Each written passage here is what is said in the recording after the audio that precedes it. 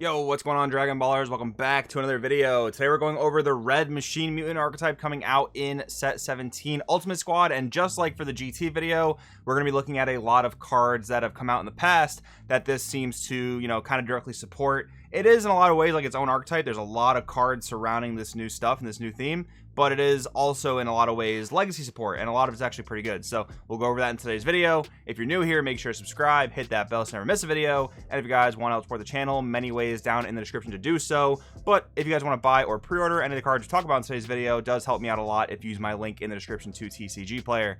Anyways, let's get started. Alright, so we have the leader, which counts as a Dr. Mew and General Rilldo. The Dr. Mew portion of it is actually quite relevant for a lot of baby support within the Machine Mutant kind of archetype. We're not going to go over too much baby stuff in today's video. We are going to go over a lot more of just like the General Rilldo, Nezzy, and those kind of bots. But yeah, I do encourage you guys to look at a lot of the old baby stuff, because a lot of the old baby stuff is very, very playable in this deck. But anyways, we have the Unawakened side. When this card attacks, play it to one red Machine Mutant card with energy cost of 1 from your hand. So that right there is already compatible with old baby stuff, but also obviously very, very good for the current archetype. That is a bit rough against Dark Power Black Mass Sam, but I mean, at this point, like, it seems like almost every new archetype is kind of thwarted by BMS, and it just never ends up being that much of a problem, especially in red, because you do have like 1.5 million ways to remove BMS. Usually you can mine something by 5k very, very easily. So Awaken relates 4 or less, or you choose 3 cards from under a Super Sigma card in your battle area and place them under this card. You may draw 1 card, switch up to one of your energy to active mode, add cards from light to hand so you have 6 left, and then flip this card over. Okay, so for this leader, unlike most new leaders we've seen, your alternate awakening condition is not actually playing a unison. It's actually sticking a Super Sigma to the board, which is going to be easier and more difficult in some matchups versus others, right? That's a little bit awkward, but yeah, I don't know. I mean, the Super Sigma card in this set's not bad, but that type of alternate awakening condition I can see makes things very awkward sometimes. But anyways, okay, on the awaken side, we have once per turn when you activate an evolve or union skill, draw 1 card, union absorb rather. Auto when this card attacks, play it to 1 red Machine Mutant card with energy cost of 1 from your hand. Activate battle once per turn, place 1 card from under this card in the owner's drop area. This card gets plus 5,000 power for the battle. So not a set of bad effects by any means. The 1-drops you're going to play typically replace themselves. So even though it doesn't technically attack when it draws, you're usually going to play a Machine Mutant that draws a card or finds a card, right? So that's drawing, and then you have the additional draw, which is sort of similar to the Yellow Trunks deck of the current format, as long as you're able to use those effects frequently enough. And the activate battle, just, kind of nice addition. Again, if your alternate awakening condition's not as consistent as it might be, then that's not going to be that great of an effect. But I mean, it's one of the more minor things on the leader, I would say. All right, next up we have the Baby Unison, Baby Juvenile Parasite. 3 cost 10k Unison. So comes in a lot of markers, has a +1, but it's pretty weak, which is definitely something worth noting. Permanent, if your leader card's red and all of your energy is in rest mode, your leader card gets plus 1,000 power. So for most situations, that's basically a Senzu Bean, which is definitely very strong. That's very, very good. And red does like to tap out, and you have great free defenses like testing the opposition being the main one. Yamcha counterplay, Wolfang Fist, so that's solid. Permanent, if this card would lose a marker from an opponent's attack, you may place 1 card from under this card in the owner's drop area instead, so some protection for its markers. Activate main, draw 1 card, then shoot up to one of your opponent's battle cards and place it under this card. This card gets plus 10,000 power for the turn, so it's swinging for 20k, and you're generating that card under it for the permanent to protect itself. So definitely a super solid unison. I mean, +1 removal, that is definitely pretty good. Then we have Mechanized Planet. So this is a field card, 1-drop. Now notice the leader didn't really do anything with the field card, which isn't necessarily a bad thing, but just something worth noting. Permanent, this card also treated as Planet M2 in all areas. Auto, if your leader card is a Dr. Mew card, when this card is placed in your battle area, draw 2 cards, then discard 1 card from your hand. Activate battle, switch this card to rest mode, shift one of your opponent's battle cards, and it gets minus 1,000 for the turn. So that can be as good as a 5k combo in certain circumstances. But I did bring up the old school Planet M2 here because obviously this is meant to be treated as a Planet M2, which is important for some of the other cards we'll see later on. So the old school Planet M2 is a field card. Auto, when this card's placed in the battle area, if your leader is Dr. Mew, draw 1. So we get more cycle with Mechanized Planet. Activate battle, switch card to rest mode. If it's your turn, choose to one of your opponent's leader cards or battle cards. It loses 5,000 power for the turn. For the battle. Now, the main difference there is Mechanized Planet can be used during either player's turn, but it only hits a battle card for 1k, as where during your own turn, Planet M2 hits a leader or a battle card for 5k, and that's one of your really good ways to out Dark Power Black Mass Sand. Now, Will you really be incentivized to play both cards in the deck? To be honest with you guys, I'm not really sure. I do like Mechanized Planet's ability to filter more cards, but I think the Activate Battle is actually weaker, even though you can use during both players' turns, which again is definitely not a bad thing. I mean, it is a free 5k combo every turn in a lot of cases. That's definitely really good, but Planet M2 might be more important if BMS is more of like a thorn in your side. So maybe Mechanized Planet is better against general meta, but Planet M2 might be better against your Silver Bullet, right? So that kind of depends. All right, now we're getting into the actual Rilldo stuff. So we have 1-drop General Rilldo Battle on Planet M2, and there is another 1-drop that I'll read in a bit. But anyways, Unit Absorb, once per turn, pay 2, choose a Super Sigma card in your battle area or drop area, and place it under this card. Good thing it says drop, because you want to use a Super Sigma to awaken your leader. Play up to 1 red General Rilldo with energy cost of 5 from your deck or hand on top of this card, then shuffle your deck and look through it. Once card's played, draw 1. So yeah, your leader playing this will draw you a card, which is great. Now I do have an old school General Rilldo here that I wanted to bring up just because this card can play it. So we have 5 drop, 25k, double strike. When you play this card, choose all your opponent's battle cards and lose minus 10,000 for the turn. Now this is actually really cool because this card was actually a powerhouse back in the day in red builds. I think it was SS3 blue-red decks.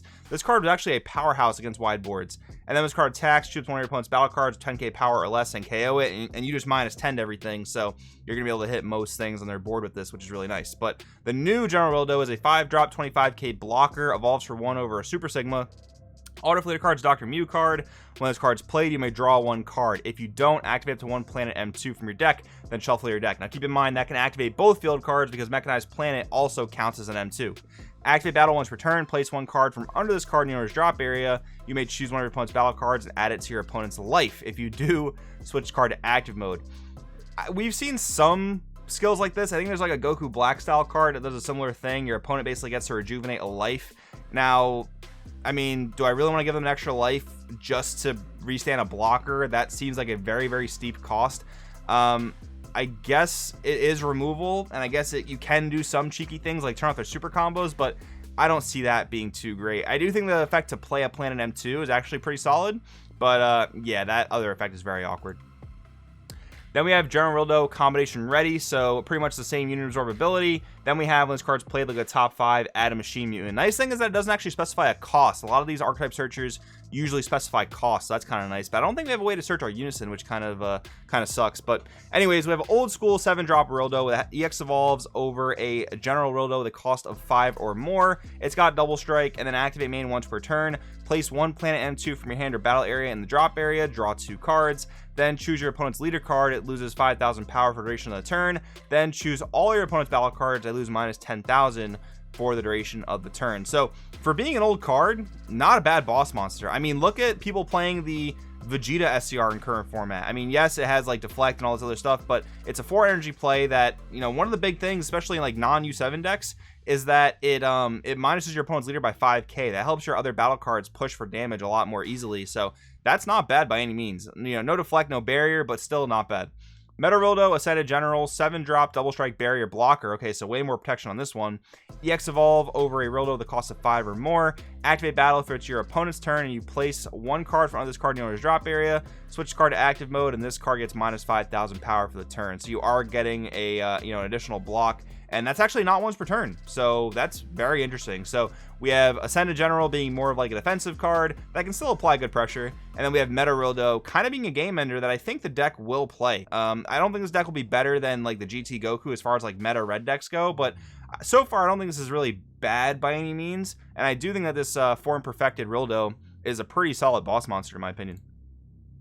All right, now we have some of the robots. So keep in mind, there's actually an older set of robots as well. I believe they're all 2-drops for the most part, and maybe one of them is a 1-drop. And they say when you play this, search the other one. That's really all they do. People refer to them as gadgets. If you're familiar with Yu-Gi-Oh, that's kind of what they're similar to. But anyways, Nezi combination ready. He is a 1-drop barrier, unit absorb once per turn, pay a red. Choose 1 Bizu and 1 Ribbit from your hand and or battle area and place them under this card. Play up to 1 Super Sigma from your deck or drop area on top of this card. Then shuffle your deck if you look through it. And then auto, if you lead a card's a Dr. Mew card. When this card's played from your hand, add up to 1 Bizu from your deck or drop area to your hand. then shuffle your deck if you look through it.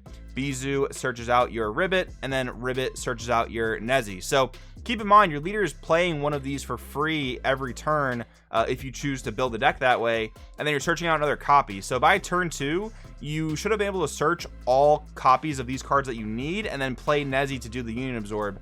So that should be a relatively consistent turn 2 Awaken, assuming our Super Sigma sticks. So let's read Super Sigma. All right, we have the new Super Sigma Combining Warrior, 4-drop 20k barrier blocker. So that is going to be a barrier card, which is really good in terms of protection against like all colors except for technically blue, because blue can hit it with God Sealing. But I will say you're probably playing this Super Sigma before most blue decks get their Unison on board, so that's pretty solid. Barrier blocker, when this card's played, draw 1, then choose all your opponent's battle cards and get minus 10k for the turn. I actually really like that. If your opponent's just playing a bunch of 1-drops, kill them all. I think that's pretty cool. Activate battle, pay 2, choose a Nezzy, Bizu, and Ribbit in your hand and or battle area, and place them in your drop area. Play this card from your drop area. So this card kind of being an extension of your hand in the drop is pretty cool. And then we have the old school triple Union Super Sigma that I just wanted to mention. Double strike, activate main, place a card in the drop area, draw 2 cards, then choose one of your opponent's battle cards. It loses minus 10k for the turn. Probably not that amazing, to be honest, especially because like you have to sacrifice it to get its main effect, but you do have some usage for Sigma in the drop area, and you do draw 2 cards off of it, but it's probably not going to help your your Awakening condition. But something I wanted to bring up. And then General Rilldo, leader of Planet M2. This is actually a more recent piece of, I believe, anniversary box support. Activate main for a red, choose one Nat, Bizu, and Ribbit card from your hand to battle area and place them in their owner's drop areas, and then play this card from your hand. So you can actually Union Absorb into this with any of the 1-drop Rildos, but I kind of kept it separate because it has its own ability to play itself that are based on the different 3 robots. When you play this card, if the card is a Machine Mutant card, choose one Planet M2 from your deck, activate it, then shuffle your deck. So this can be a 1 energy way to just like get M2 on board, although I don't think you really need it if you're going to play the new 5-drop Rildo, but it is kind of there. It is a 1-drop 25k, which is definitely kind of interesting in and of itself. But that's pretty much gonna wrap things up as far as new cards go, guys.